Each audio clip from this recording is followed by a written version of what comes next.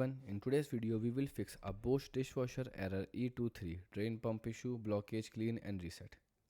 So in the fix one, you can simply reset the dishwasher. Firstly, turn off the dishwasher, unplug it from the power outlet, then wait for around 5 to 10 minutes. Then after, plug it back in and turn it on. Then run a short cycle to check if the error is gone. After that, you can clean the filter. So open the dishwasher door, remove the bottom rack, then twist and take out the filter from the bottom. Then wash the filter under the running water. Put the filter back properly and close the door, and then start the dishwasher again. In the fix 3, you can check the drain pump or blockage.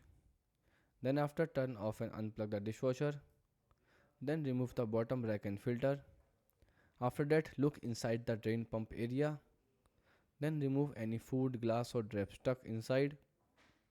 Then after, in the step 5, you can carefully check if the pump cover is secure. Then reassemble everything and test the machine.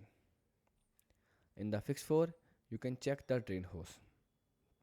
So pull the dishwasher slightly forward, check the drain hose at the back, make sure it's not bent, clogged or twisted, then straighten or clean the hose if needed, then push the dishwasher back and test it again.